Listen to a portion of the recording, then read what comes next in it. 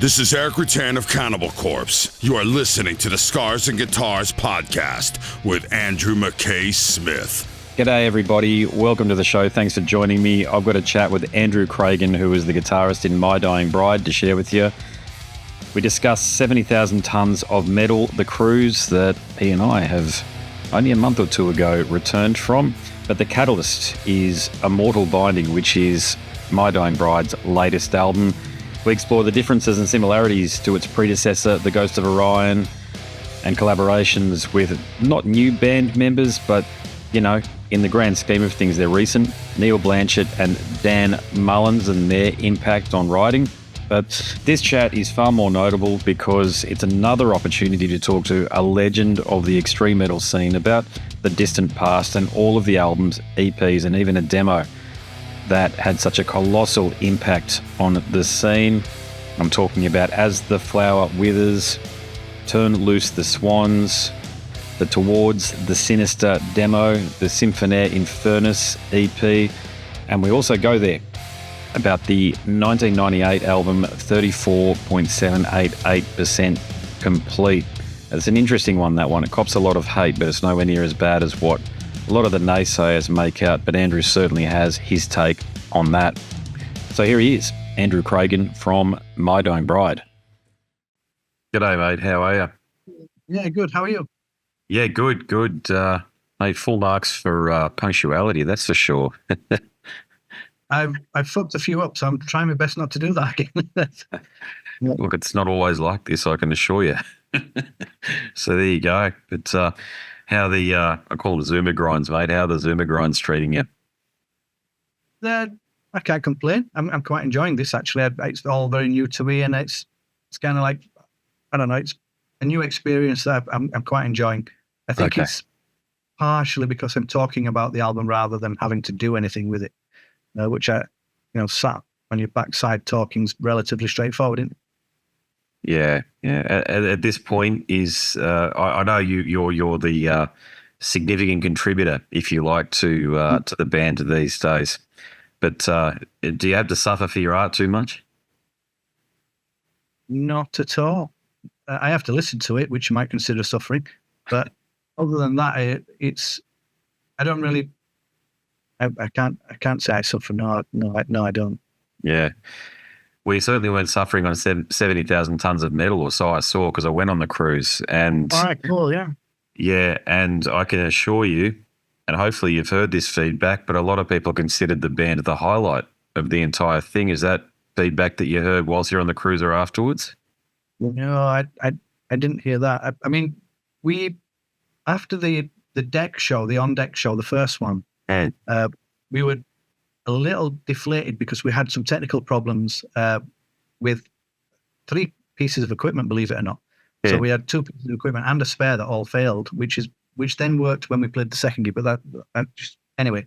So the gig didn't go quite as planned. So we thought we roughed it a little bit. But then we met people afterwards, and I put this down to either rabid fans or drink, because they were saying, yeah, that was like, we've seen My Dying Bride in Enschede in Holland somewhere. This was brilliant. And I think, what did you just watch? Because I thought we were struggling. It was a tough one for us, but going by the responses, we managed to pull it off. So I was relatively chuffed with that. Yeah, I saw you in the theatre, I think it was on the second last night, so the night of Dominican Republic. Yeah. And I thought you were just magnificent. It was both a change of pace, but what I didn't realise you were was how incredibly heavy you come across live. That was that was a different experience. I love the albums. I'm an old fan, but it was and I know you've never played in Australia, because I actually did have an opportunity to catch up with Aaron on the boat, and that surprised me. But I'll get to that soon. But just on the boat as well, is that an experience you'd do over again? It's difficult not to say yes to that. I mean, the boat is, or the 70,000 tons cruise is probably, it's just so strange, and yet it kind of becomes our floating heavy metal palace for a while. Not My Dying Brides, I mean the heavy metal worlds. I would do it again. Yeah, certainly. it's a no-brainer. And if there's any bands being offered it that maybe think it's not really their thing, I highly recommend you change your mind and go. It'll quickly become your thing. But I loved it. It's easy in essence, that it's well organized. Yeah, we had some problems, but we got around them. Without doubt, it's great fun. What was the highlight for you? Bro, I think the second show, if you will, because I saw Omnium Gatherum. Now, I didn't know much about this outfit, but I have to admit, as much as I enjoyed our second gig, I thought their gig was fantastic. I saw them in the same place we played. I thought there was something else. I've never actually seen them before, and I thought they were fucking fantastic. So from another band's point of view, them, without doubt. But then I also did see some other bands on the deck as well, which were pretty cool. But they really blew me away, to be fair, with the precision and how well organized they are as a band. It was just something else. But for me, it's difficult on a cruise to say highlight. The whole thing is almost a highlight, isn't it? It's just you're just amazed at the entire. In fact, the cruise ship itself is a highlight in essence if you walk around just sightseeing. Yeah. So from a band point of view, Omnium Gatherum, I did enjoy our second gig. I just love the whole thing. Yeah. What did you think of Dominican Republic? I didn't go that far in. I'm not a massive fan of the sun, being a ginger, so I had to be very careful. And I walked into sort of there was the compound area, which was clearly geared at fleecing tourists. 100%. Where we sat there. Yeah. I didn't overly enjoy that too much, but I sat with some friends who came from Holland, and we chit-chatted. So I hung out there. But other than that, I have to admit, I didn't really risk it. I'm not that much of it. I'm not really a tourist. Not either. Yeah. I very much enjoyed the long walk, the guided walk we did. We got to make do the last bit of a cigar and then smoke that. And I haven't smoked a cigar in a very long time. That was interesting, and just getting out and about. And gosh, it reminded me of the Philippines, where my wife's mother is from. All right, cool. The heat and just the Latin vibe that's there. But I totally agree with you. The Puerto Plata tourist precinct was, I think I ended up spending about 300, 400 Australian dollars there, just because that was my opportunity to buy things for the kids and for the wife and bring it home.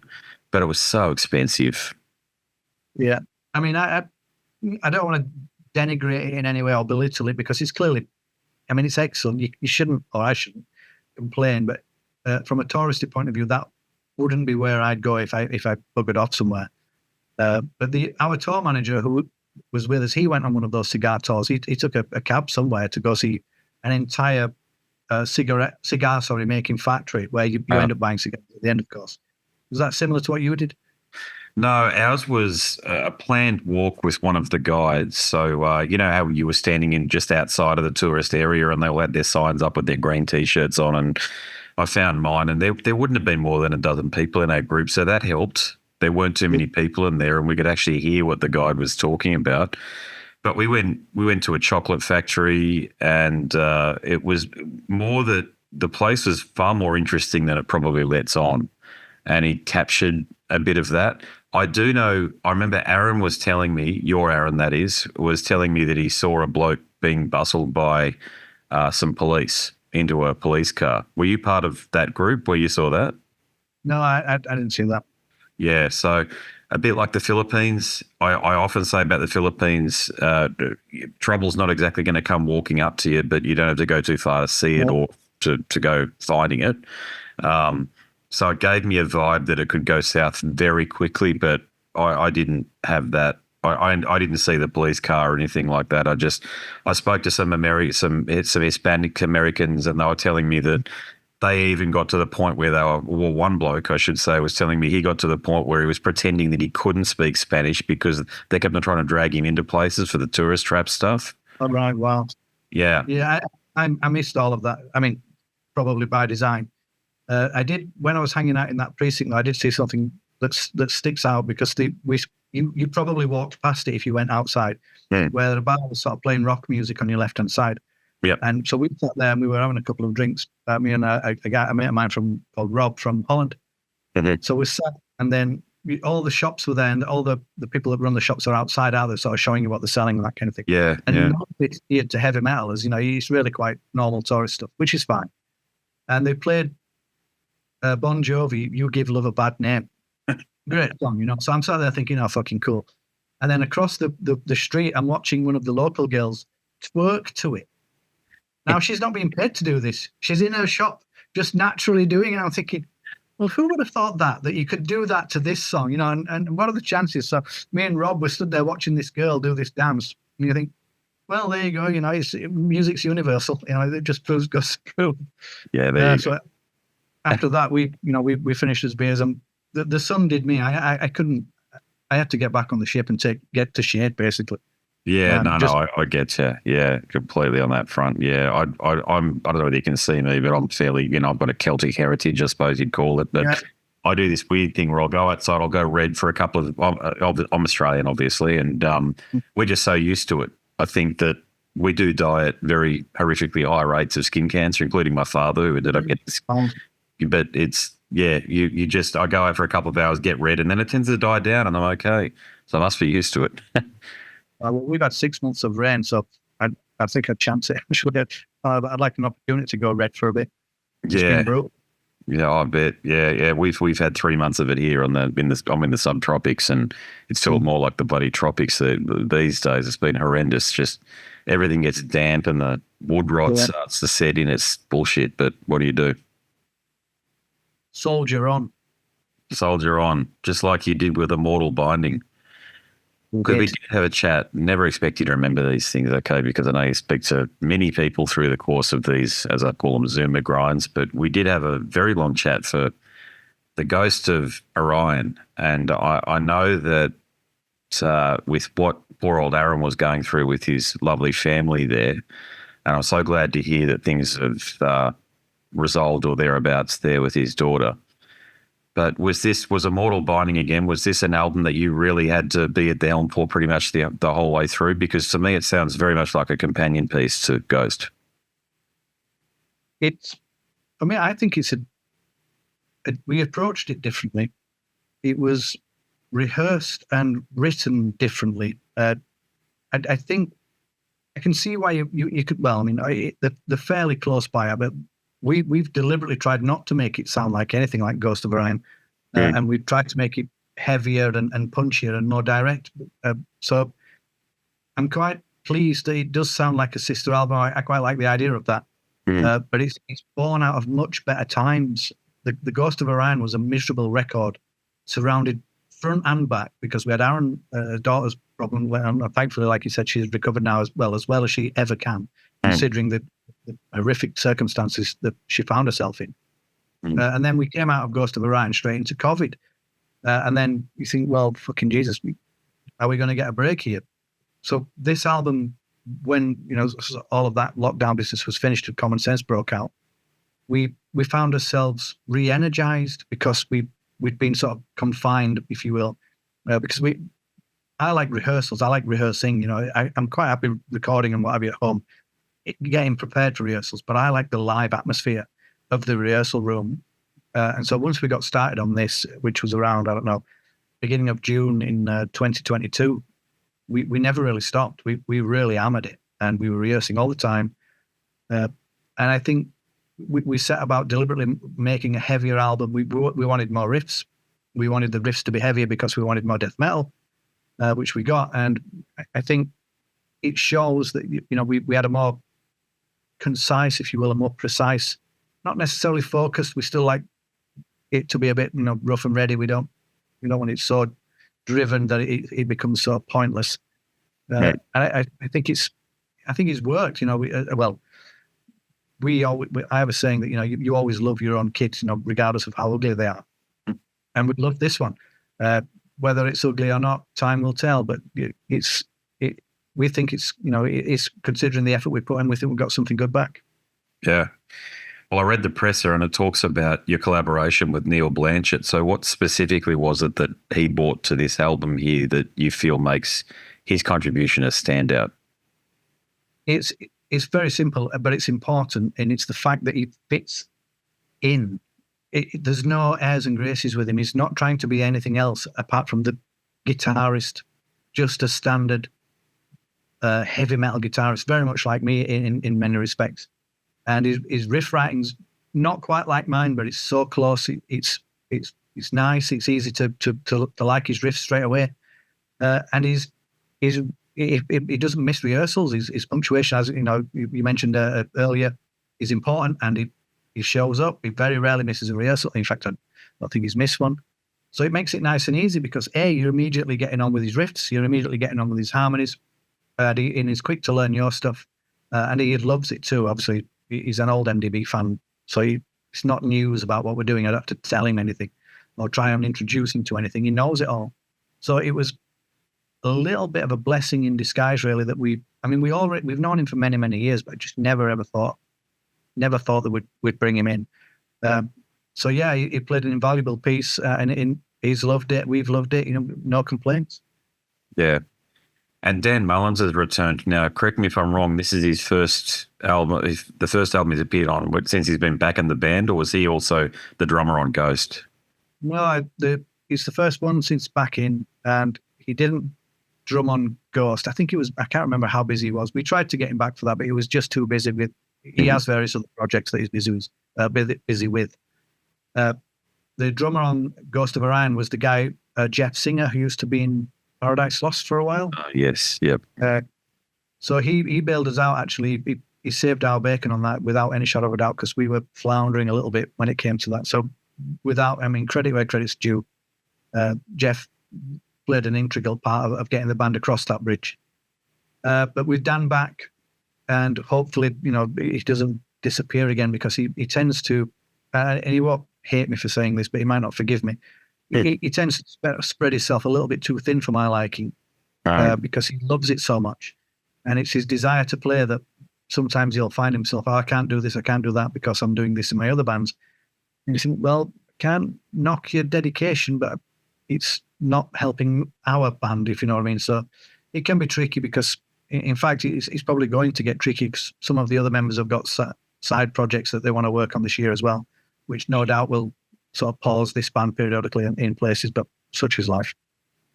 That's a shame. And look, I understand you're all in. This is your band, and from the perspective of it being your band, you're the motivating force. If it's not down to you, albums just don't happen. They don't get done. So the creativity flows through your fingers. So what keeps you inspired? I think it's a strange love affair, if you will, that formed when I first got into rock music many years ago, 1981 or 82. Decided I heard Bat Out of Hell when I was a kid, and I thought it was heavy metal. I've since learned that it's not quite as heavy metal as it might have seemed back, but it was heavy metal to me. And then through that, I formulated this love of heavy metal, and everything, from the way we look, from the way we act, from the tattoos we get and the hair we grow, and the whole ethos. And I think what keeps me going is I enjoy being part of that club. I'm proud of its history. I'm proud of, the rock and roll ethos and the heavy metal ethos, as I don't know, as maybe soft as this might sound. So the inspiration is just to be part of that. All right, we do a very unique, if you will, an eclectic, you might say, style of heavy metal, but it's still underneath, it's based in heavy metal. That's I wouldn't really want to do anything else. So for me, it's really relatively straightforward. If I'm playing a guitar, it's got a distortion pedal on it. That's, predominantly that puts me in the heavy metal world. No desire to change. So I just love it. It's as simple as that. Fantastic. Yeah. Hey, just the production is crisp too. And I know, I'm sure you worked with Mark on Ghost. So maybe that's where I'm drawing the comparisons between the two being companion albums. But how did his expertise, like what special ingredient did he bring to the project? The technical term is heavy metal nerd, because he has a PhD in heavy metal, and I'm not making that up. He has a special, so he is a doctor of various musical technicalities, and heavy metal being one of them, because he teaches this at Huddersfield University. So the special ingredient, if you will, is Well, there's a couple, but the main one being is meticulously precise, and he understands. We all have a basic understanding of wavelengths now, where we if we put a microphone too close to a speaker, the wavelength's being interrupted too soon, and we might not get the sound we want, so we move it back. We all sort of now know that those things take place. Well, he's in a level that's I use the word sort of Newtonian. He's scientific thinking, so he doesn't approach it just as music. For him, it's I don't know. It's beyond what we would care about, and it shows, and it's meticulous and it's relentless actually. And so when we're working with him, we'll say what we want in our sort of basic terms, which were like I use the example. Now, we didn't say this, but a band similar to us did. It was like to make the guitars sound like a misty forest in the night. Yeah. And he has to interpret that because we're just thugs on guitars, and he's the engineer producer who has to make it sound dark. But he knows what that means, and as much as he can't really probably allow that, he's already deciphered it, what that means technically, what that means from a mechanical point of view, what that means in the processing of the input responses and all of the production management that he's got to do. We just sit back and receive mixes and we tell him, in our basic forms, more or less of this, and he balances it somehow and makes it so no one's unhappy, and we get this production that comes back that sounds like we spent £100,000 on it when we really haven't. It's just him and the way he likes to work. Is he the sort of bloke that can tell you more about your 1990 demo Towards the Sinister than what you guys can remember? No, he can probably tell us why it sounds as bad as it does, but he wasn't there. Christ almighty, he would never allow us to record that. That was proper demo days, and I wouldn't go back and change that. Actually, it's muddy and it's like that for a reason. But he would frown at that heavily. Man alive, he wouldn't allow that. See, he treats everything, even though it's sort of our music, when he gets hold of it, it's his name, and he's going to make absolutely sure that he's proud of what the production level and the engineering when it's done, and consequently we get an excellent product too. Yeah, but that that demo, that was a demo that effectively put you guys on the map, and that was one of the last. I'm not going to say last gasp because we still had the rest of the decade to go, but I'm talking about demo culture. So that was distributed by fans for fans and through zines and that sort of thing. So yeah. Was it? I know that the band obviously has a particular sound. It's unique, but did it come as any surprise to you? Yes, it did. We sold in. All right, well, I'll refer. We sold close to 1,000, but we definitely sold and gave away 1,000 because we printed and recorded 1,000 of them, and we were blown away at that. And we didn't just wang them in the bin or anything like that. These went around the globe. If you remember, it sounds like you do, where people would send you things and they'd put Pritt stick on the stamps, and in the letter they'd say, "Send my stamps back," because we were all so poor that we would reuse the stamps, and the post office, we weren't catching on how we were doing it. And we went through 1,000 in very quick succession. And then what really sort of started to open the doors for us was it's a record label called Listenable Records out of France. A guy called Laurent Mill, you probably know them. Yeah. He did a 7-inch with us called God Is Alone, and it sold out before we finished it. Now, he was like, fucking hell. And then Peaceful heard about this success before we even finished the recording. And then approached us with, do you fancy signing with Peaceful? Of course we did, because of Paradise Lost and all of that kind of thing. Anathema, yeah. And Anathema, and the rest is sort of history. So we had a very swift, and we weren't successful. People treat us differently after we got signed, but I can assure you we didn't receive any money or anything like that. We were kind of badly treated by a lot of people because they suddenly thought we were rock stars when we weren't. And it was a strange time for a while, but we were doing what we wanted to do, and we had an EP shortly, Symphonaire, so we were loving it. I'm glad you mentioned Symphonaire because I wouldn't say I've studied your music, but I've listened to a lot of it, and that sounds like it's a turning point. That's the catalyst for the rest of your, if I can call it, career, but you know what I mean when I say career. I do. So was there was that as intentful as it sounds? I'm talking about when you're at home in the bedroom or the living room or writing the riffs, bringing them into the rehearsal room, because there's not an album there's not an EP or not a group of songs that sound like that beforehand from anybody.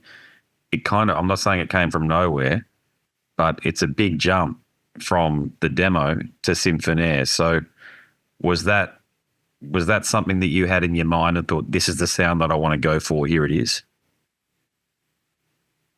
Not necessarily the actual recording sound. We were at the mercy of the studio engineers at that point, which was a guy called Keith Appleton, who really wasn't, and by his own, I mean, he's a great guy. I mean, in fact, I love him dearly, but he wasn't really a metal recorder. So sort of a studio engineer rather. So he kind of treated us like all the other bands rather than giving us and he resisted some of our ideas as well, which was difficult to love because we thought we were right all the time. So, but the actual approach was very much, I mean, we didn't realize it at the time. I thought looking back, we were tentatively brighter than we suggested we could be, but we definitely meant it. We meant the EP to be like that, and we meant it to be one song too. And the reason we kind of had this, if you will, a punk attitude to it, where no one else is doing this, so this is what we'll do. That kind of vibe, and we'll try and break some rules at the same time. And Symphonaire, we just happened to have it. We weren't really bothered about short songs. We'd already decided that rule was going to be broken loads of times. When Peaceful heard what we had planned, they didn't even blink. It was like, well, we kind of expected this. Let's go for it, and off we went. And it became, I mean, I love the song as well. I think it's a great song, even if it is, 12, 30 minutes long, whatever it is, or 15 minutes aside or something insane like that. But I prefer the first side. I like the slower side to the faster side. Yeah, okay. Yeah, there you go. But we meant it. It was quite deliberate. It wasn't forced upon us or anything like that. That's what we were precisely then. Yeah, yeah. It's overlooked in favour of Turn Loose the Swans, I feel. Would you agree? Yes. Yes. It just is. Everybody seems to gravitate to that one, which I've still not fully got my head around. But I'm happy with it. I'm not going to complain at that. But I think the EPs is more unique, if you will. There's more differences of why it's interesting as opposed to the sort of more, polished aspect of Turn Loose, because it wasn't that polished. But I think there's an essence. I mean, to be fair, it almost feels like Symphonaire should have come right in front of Turn Loose as opposed to in front of As the Flower Withers. Yeah, I agree. Yeah, I was going to ask you about that. Yeah, because it sounds like a bit of a detour before, so it's out before As the Flower Withers. I think I'm right in saying that. It was. Yeah, and then it sounds closer to Turn Loose the Swans than As the Flower Withers. So did you decide that you wanted to take things back a step on As the Flower before you sort of went? Do you know what I'm saying? Sorry, yeah, I hope I'm making sense. I do know what you're saying, but no, everything we did was just in chronological order. We were too young for that depth of thinking, and I can assure you, we were. I like to use the term confidently naive, because some of the decisions we made then we would never try now, but we were full of ourselves and we thought we were right all the time, and we didn't have the 20/20 hindsight. We didn't do any second guessing. So. But the Symphonaire came out because it did. And then that was, I think Peaceful were relatively happy with that, and then picked us up for the album and some more EPs and so on. And so we just wrote more music. We wrote As the Flower Withers in more or less the order you've got. Did an EP after that, which may have been The Thrash of Naked Limbs or something like, I think it's The Thrash of Naked Limbs, then Turn Loose. So... But once we were off, we kind of, we were doing like album, EP, and it just seemed to hop between the two. And the scene was off, PL were out, we were out, Anathema were out, we were all over Europe. Yeah. We didn't realize really what we were involved in globally and that kind of thing, but a scene was forming in and amongst us. Yeah. I remember buying Like Gods of the Sun and thinking it was just magnificent. And this is an era where the British grind scene was really was just come over the top of its peak with Carcass, etc. Cradle of Filth at dusk, and were just about to launch.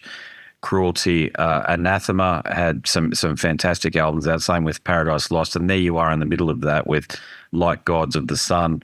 My perception here, but I feel like that was the pinnacle of that era. Is that something you agree with? I don't know if I'm qualified to answer that. It's difficult to tell because when you sort of sat within it, I deliberately avoid looking at the immediate peers left and right. So I wasn't listening to those bands, and I never really liked Carcass as much as everybody else seemed to love them. I never really followed them. And Cradle of Filth weren't my cup of tea either. I mean, I like their music now, but I didn't back then. So I don't really know if that was the peak, and I don't know why Like Gods was written and done. Like, we didn't really I think the best way to answer that is we didn't really pay attention left or right of what we were doing. The sort of scene we were in didn't really exist. We weren't in with a bunch of people that we had to sort of, or saw as peers, if you will. So we just wrote what we thought we liked at the time. So but whether that was the crescendo for Carcass and grunge or grind rather, and Cradles. But I remember one thing. We played a gig in London with Cradle of Filth, and we headlined, and they opened. And they came on, and they had such balls about them. They were obviously going to be massive. There was no question this band had something. But their T-shirts sold out before they even went on. And we're like, how the fuck have they managed that? You know, and we're still kids, so we don't understand the mechanics.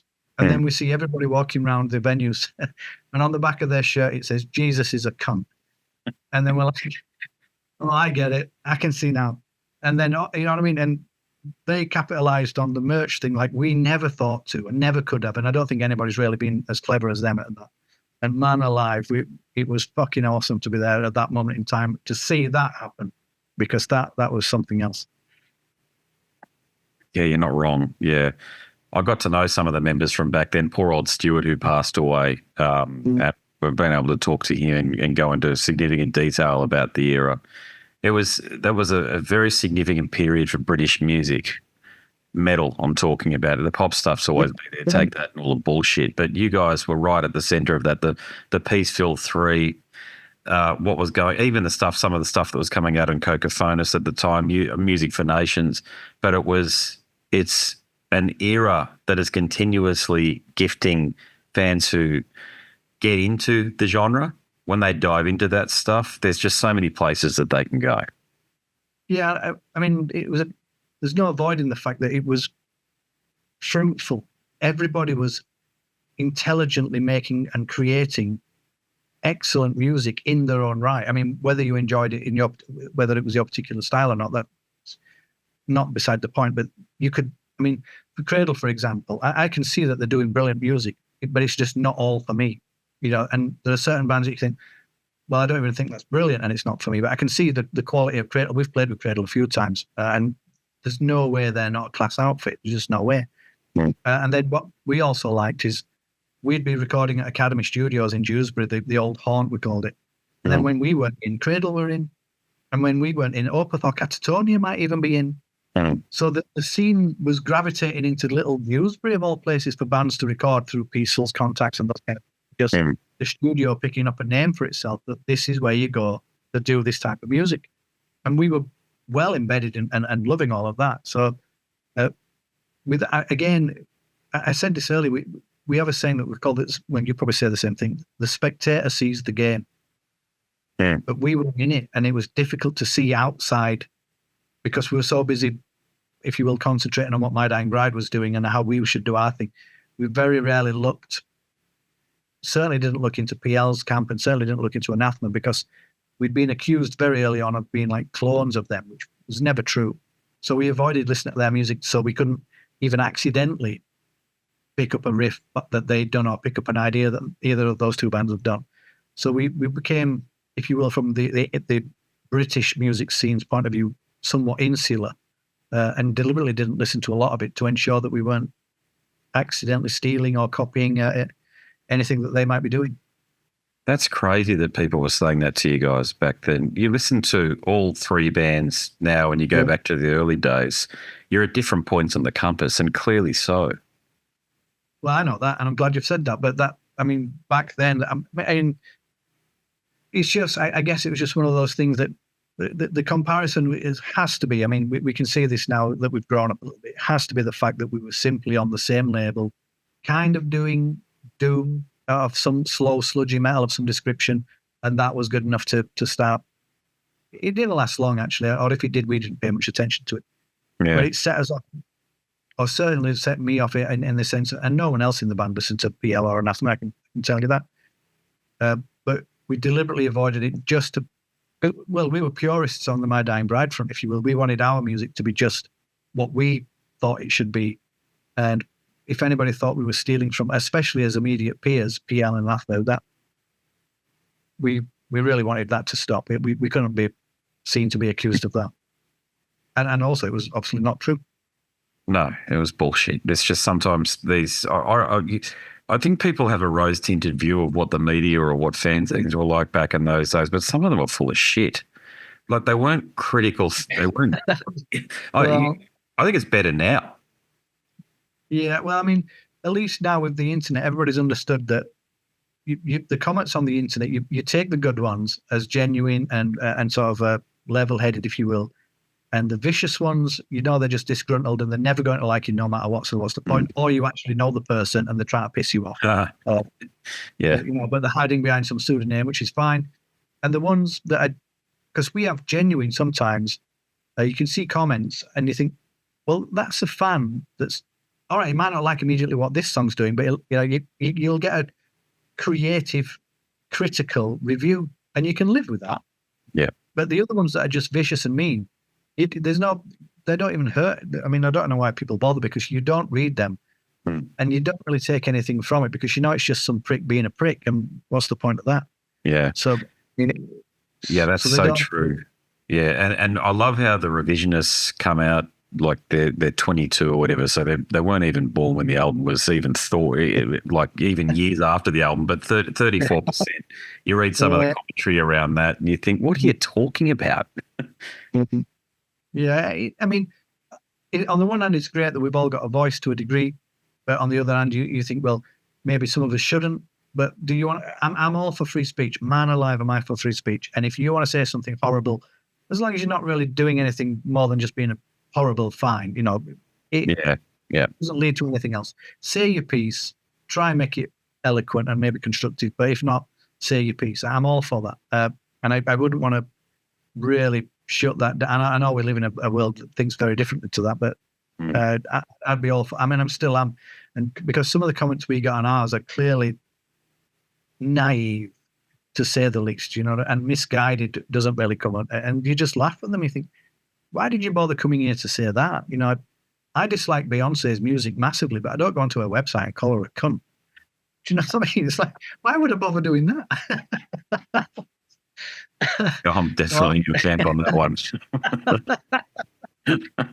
Why waste your time? What's the point? Yeah, I do notice that it happens with the KISS thing a lot, where people who are in there, I'm not, okay, to your point, everybody's entitled to their opinion. Many of us live in democracies, but I just think, for God's sakes, they've had way too much time to think about this stuff, or they're jumping on bandwagons. And I in particular notice it happens with 34%. And look, I was around back then, and I remember when the album came out, and it was like, it was another My Dying Bride album. It was a little bit different, but okay, you're entitled to do that. And every band. So for context, I think it was that same year bloody Iron Maiden came out with that absolute stinker Virtual 11. So by comparison, everything sounded pretty bloody good, I've got to say, as an old Iron Maiden fan. But 34% looking back, I don't think that's a bad album at all. It has many of the elements that made you guys great, and there's a lot of other things there. But I noticed it was an album that had elements that you never repeated again. So, do you think you'd incorporate some of those ideas ever again? No, absolutely not. Not me. And I'm that guy on the internet that's denigrating that album under strange pseudonyms is likely to be me, because. I know fan. Not at all, no. We had You touched on something about the album though that I'll come to first, because I'm gonna try not to slate it. But when we rehearsed the album and when we wrote the music, we wrote it in exactly the same way we wrote all our other ones, precisely. And it sounded like a My Dying Bride, Death Doom, whatever you want to call it, album in rehearsal. I wish I had the tapes. Man alive, I wish I had the tapes, because I could prove it. Now, when we went to record it, there was an element of influence, let's say, that came that I disagreed with, and I flip-flopping disagreed with it openly. And I was basically quietly voted out, and you mentioned democracies. We were somewhat democratic, so I had to sort of take that. And I thought, you're making a mistake. The mistakes I think we made were threefold, or at least threefold. The album cover, mistake. The album title, big mistake. And how we recorded it. Because if we recorded it like we recorded any of the albums in front, without the rock aspect and without this sort of digitized element, this sort of, neon city light type of thinking, it would have been, as you've described, probably a pretty rock solid My Dying Bride album. We needed a different cover, we needed a different title, and we need, potentially different song titles as well. And I backed out and I said, you're making a mistake. I'm not getting involved in this. And I backed out and no one cared. And it wasn't the continuation of the success. And I could see it from Mars that it was never going to be. And then on the immediacy of that album, Calvin left.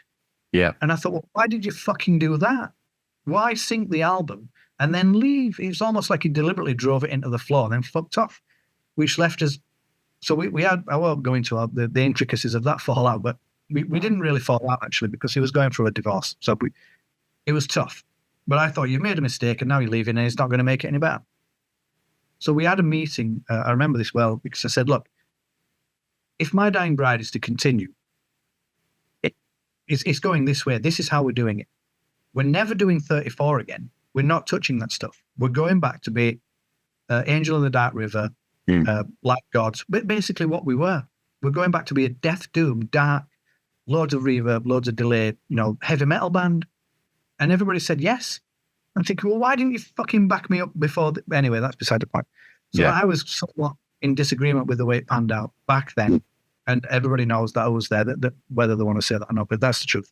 And we went and did The Light at the End of the World, revived the band's spirits, and we've been rebuilding ever since. Yeah. But in defense of 34, oddly enough, when I now listen to it, I really quite enjoy it. But I despised it back then. And it's taken however long, it's taken 20 years or something for me to come round, if you will, because I just thought we were making a mistake, which I still stand by. But I do listen to it now with somewhat fond memories, you know what I mean? Because it was still a struggle to get it done, and we still managed to do it and so on. But I would avoid that. I wouldn't allow any of that. You won't get me in. I mean, if that band, if we're doing that in this band again, you're doing it without me. It's that sin. Well, you worked with, and I've spoken to the Cradle guys about Mags, but you worked with Mags on this album too, didn't you? Yeah. Yep. I can't imagine that he would have been on board with all of the electronic ideas, or correct me if I'm wrong. Well, I am under the impression that he was, which your statement is actually quite refreshing, because I was under the impression that he wouldn't be involved or on board with any of that either. But going by the results, it looks like they were not necessarily I suppose they were experimenting to a degree and using our album to do it. Because also back then, which you won't know about, is Mags and Calvin had a little side project going on called Blueprint, and they were going to do sort of electronica stroke metal music. Now, it may be that they were using MDB as a template to how to mix this. It never came about. It all fell apart. But they were very much involved in this little idea that never really got off the ground for I don't know why reasons. So it could well have been that they were practicing on MDB and the rest of the band weren't aware of it. I didn't know at the time. I put all this together retrospectively.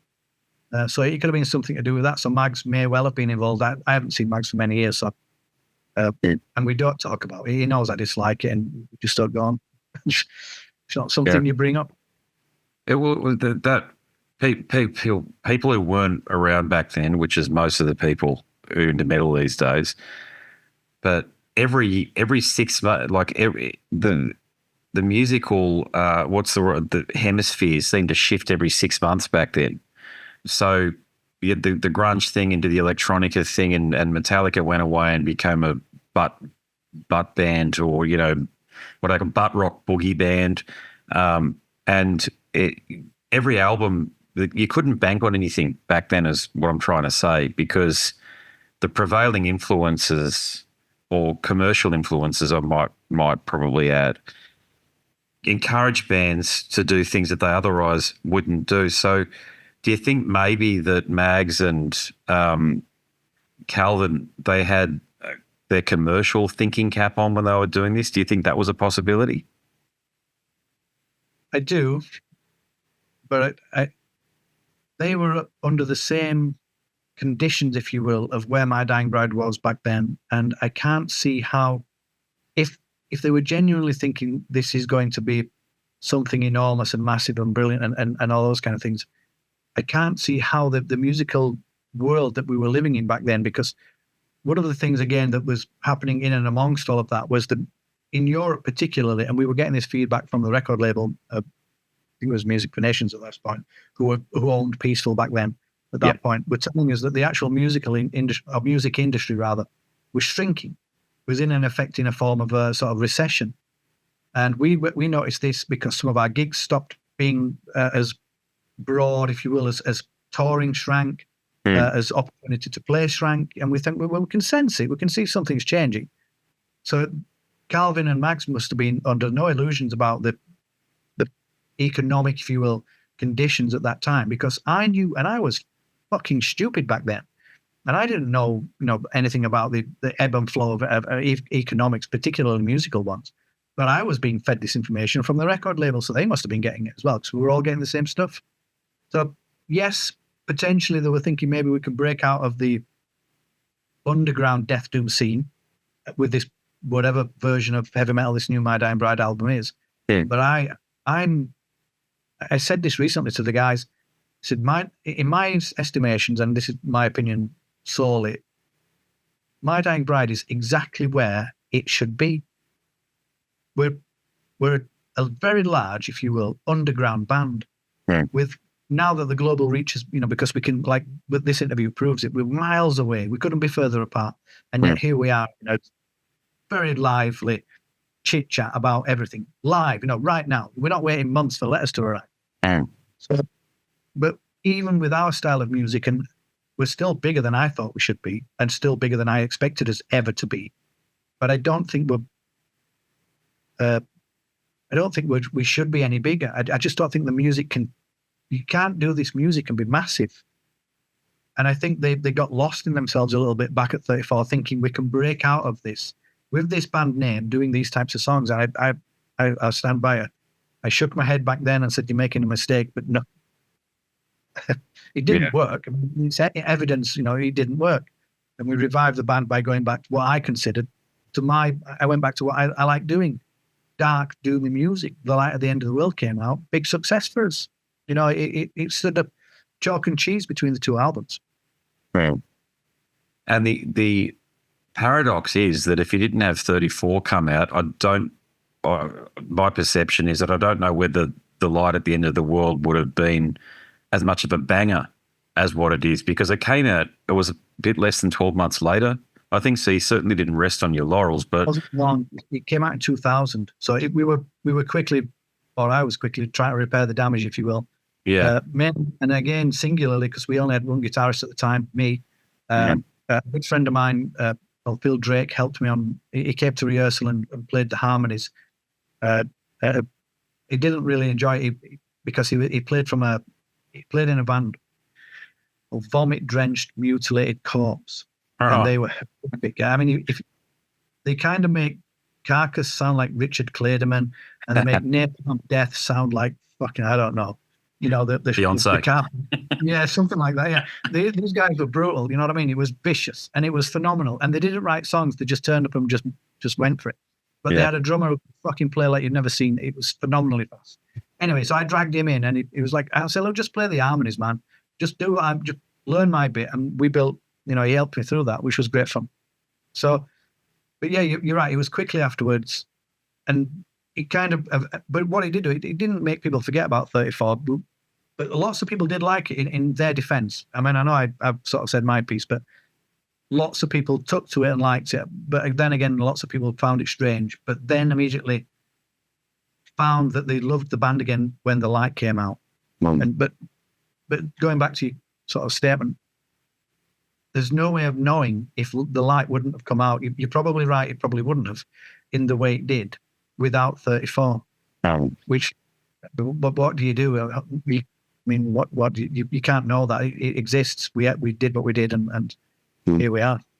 I like that you haven't disowned it though, because plenty of bands like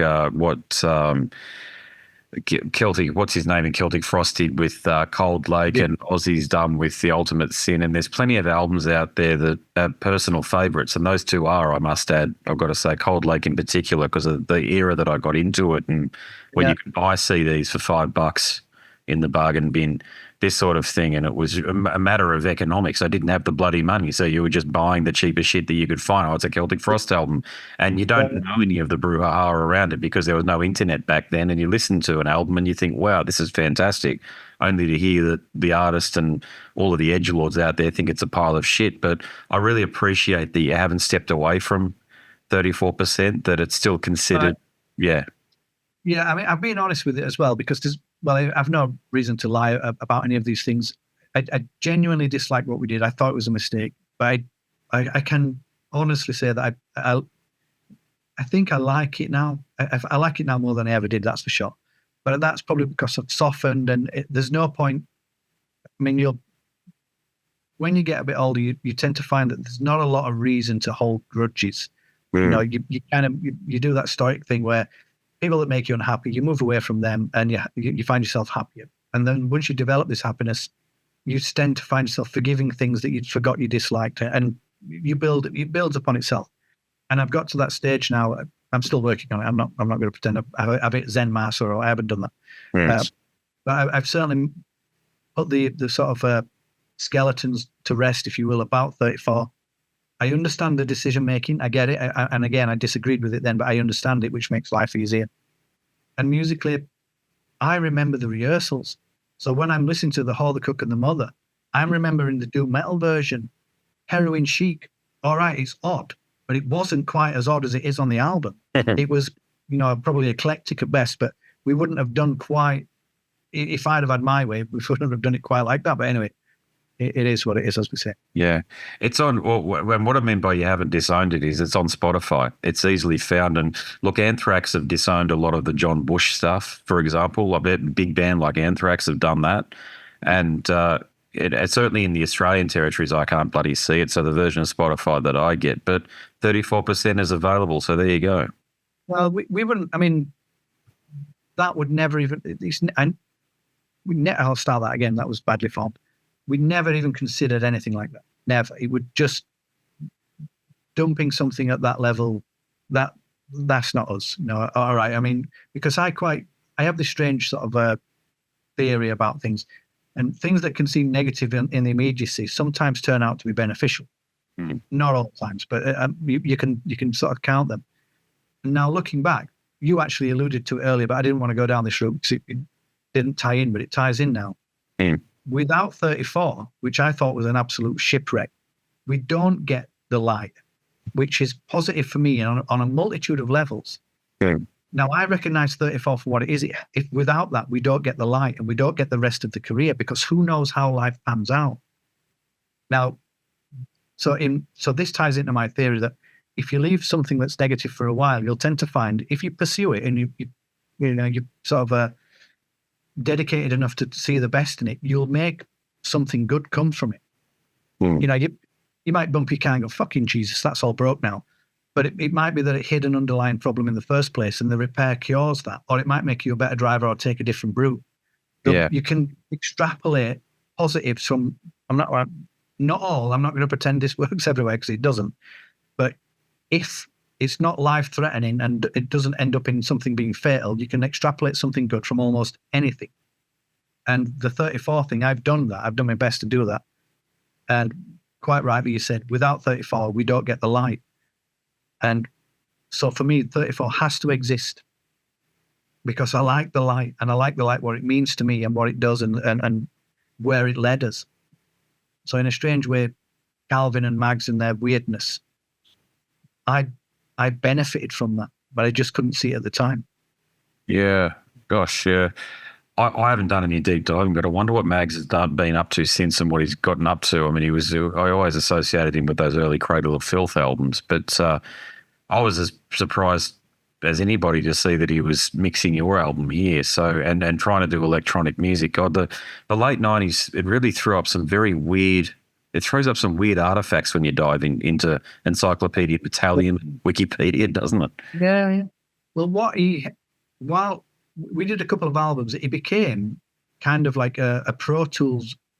I don't think they call them gurus. I know that's Apple's type of vibe. But there was 2 or 3 guys in Europe that would train everybody else on Pro Tools, and he was number 2. And the main guy, I think, was on mainland Europe, maybe in France or Germany somewhere.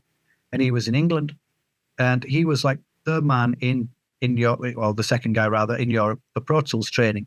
And on the back of that, they started, or he collaborated with a university in Manchester that trained in music, technology, and film production, and various other artists and game design. And they built this, it's called FutureWorks, still exists. And it became very successful, but they had to work very hard for this success. And they've been through a couple of recessions, still survived it. And we recorded a couple of albums there. I think we did Eli's Isaiah there, and possibly another one we did. I don't really remember. We did a couple of records there. I mean, we got sort of mates rates too, so we were very lucky. But he kind of retired some years ago, and so I know he's still teaching, but I don't know if he's actually working in the industry, as it were. So I've kind of lost touch. But the last time he was one of the top boffins on Pro Tools. Yeah, he's a guy I must have interviewed now well over a dozen of Cradle of Filth alumni, and he's, as I say, he's firmly on that radar there. So I'd love to talk to him about that, but not just that. There's 34%, and this has been a great conversation from this perspective. So Pro Tools was not, certainly it wasn't the sort of thing you had in your bedroom in 1998. So he sounds like he was the man. Yeah, going back to the light and those kind of things, we weren't recording on Pro Tools then. This was tape, old fashioned, you've got to play it right tape. Yeah. I think the first time we bumped into Pro Tools might have been the Dreadful Hours. Oh, okay. Gotcha. Yeah. And it would have been an early version too. But yeah, it's, but still, still a marked difference.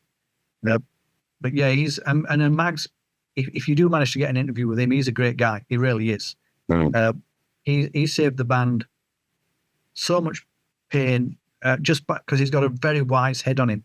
Even though he's not that much older than us, he just had a very calming influence on the band, a very wise mind, very measured, and just a great guy to be around. I can't sing his praises enough. And it was a great shame when he retired from our music as well, because we loved him. There's no 2 ways about it. And he was, in effect, I know people say this sometimes they sort of say, but this was genuinely meant. He was the 7th member. And he contributed, and I think he's played on the light as well. I think he did some harmonics I couldn't get.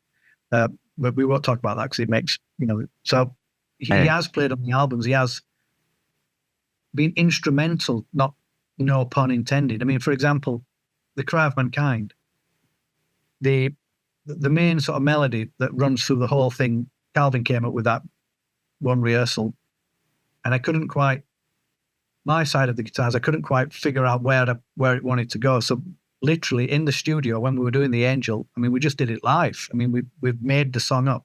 Me and Mags went through that piece by piece by piece by piece by piece. So he was quite literally instrumental on that album. He didn't play on it, but he was right there helping the band arrange the songs. Going back one more album, Turn Loose the Swans, it was his idea, and I remember it distinctly, to try clean vocals.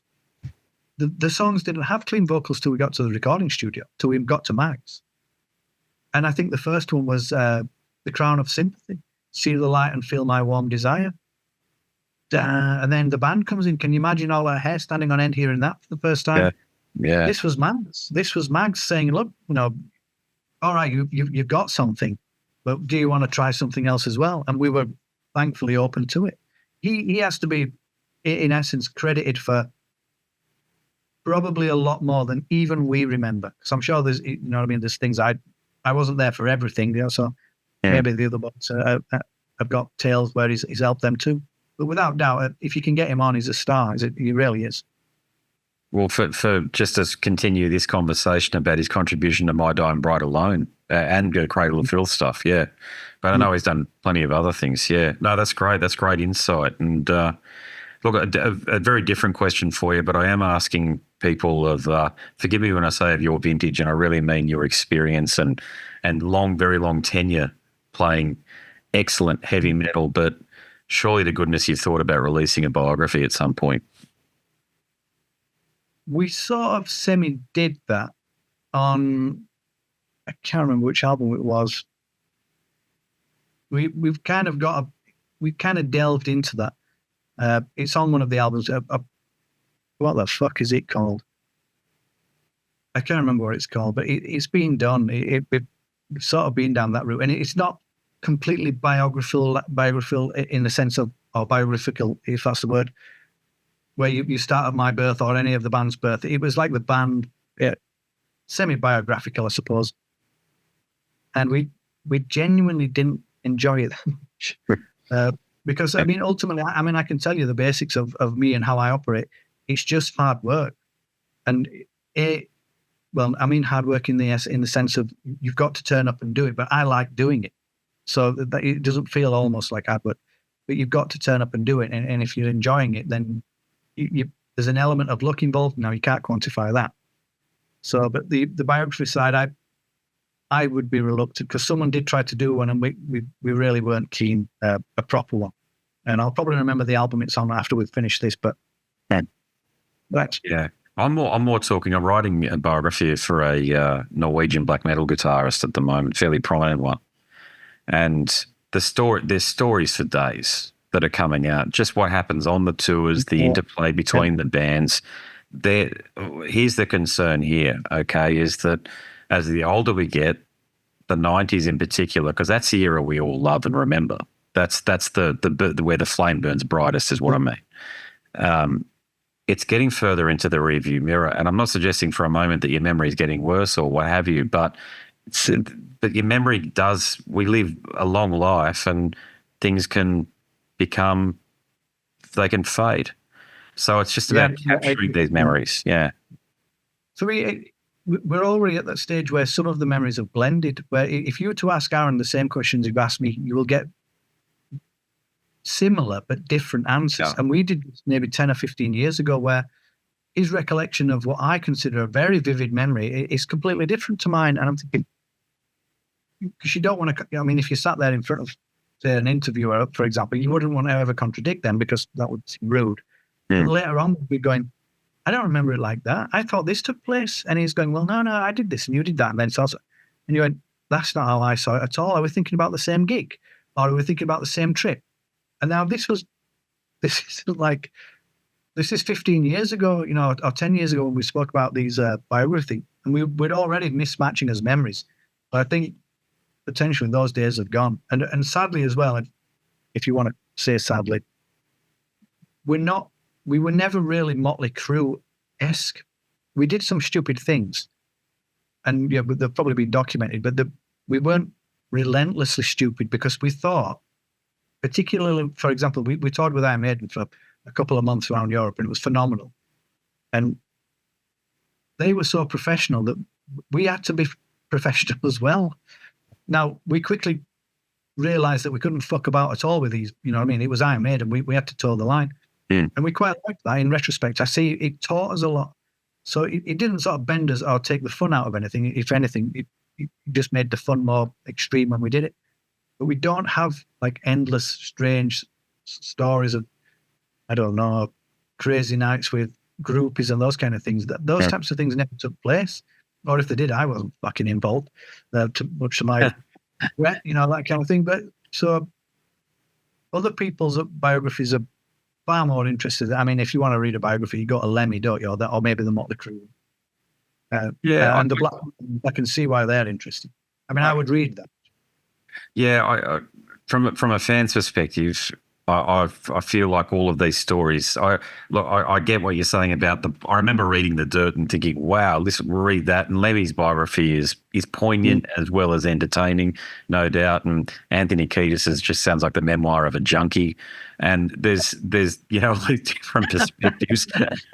There's all that you get, but what isn't out there is our music, extreme metal. There isn't the biographies from the extreme metal musicians. And to be frank, I'm trying to change that. So I'm asking everybody, and in particular because I've got one that's on the horizon now. Hopefully it comes out because I really want it to, but it's not up to me. I'm ghostwriting it, of course, but the stories that are coming out, look, when the bloke's telling me the stories, they can come across rather bland, but when they're put together as this tapestry, they're all very intriguing. And I believe fans, people like the people on 70,000 Tons of Metal, the invested few, if you like, they'd love it. Yeah.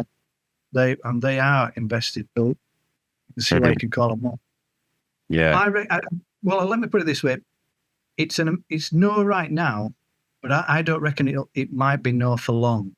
I think we just need I personally certainly need a bit of time just to let this album try and reclaim my life a little bit, if you will. Yeah.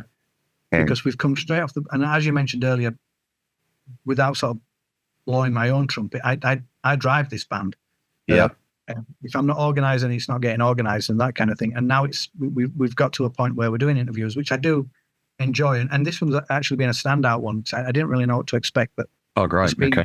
Very different to the rest, in all the right ways, and partially because you're so invested in the music itself, but you also know enough to ask the right questions without even really. They don't even feel like questions. It's just fantastic, cleverly done. If you're doing it on purpose, it's very cleverly done.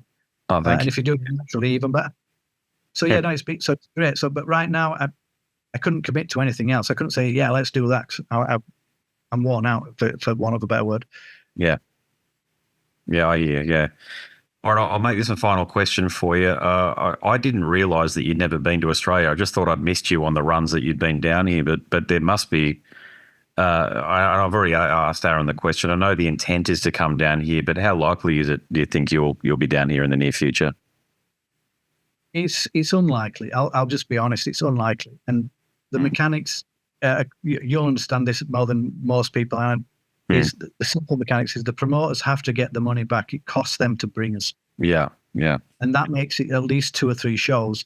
And the distance because your country's enormous, the distance makes that maybe a week and a half in time per show to comfortably fly the band and crew, and for the promoter to get his money back. This is break even, and we do gigs for break even too. We don't make money on gigs. We're still at that level, believe it or not. So. The actual economics of it are somewhat broken even before the band gets the opportunity to say, no, we can't do it because there's work won't let us, because we all work full time. So it's not the band's lack of will. Well, I suppose it is, because you could say, well, we could finance it ourselves and I'll just run away from work, which we could. I mean, we could do that, but that'd be somewhat, self-inflicted wounds, I suppose. So it's just because we don't do it full time, that really scuppers us, because we'd have to come and spend 2 weeks doing it, and the promoters, they have to finance it somehow. They have to figure it out. Yeah, it's a shame. I'm sure. Look, at least I've seen you guys, and I can tick that box, and that was a big one for me, as you can tell personally. But you see the T-shirts in the audiences down here. You do have fans here. As we talk about the invested few, they are here, and I know they'd love to see us. So I hope there's a couple out there at the moment. There's a couple of enterprising. Dicey from Soundworks is one. He's just bringing down Carcass in the next week, I think, in the next 2 weeks. Look, they're out there, but to your point, it's an equation. If it doesn't add up, there's no point you're losing your shirt off the bloody back. Well, oddly enough, I've done more Australian press than I ever have on this album, so I'm not sure if the band's picking up or if there are more interested and people, sort of industrial people like you are just out there doing these types of things.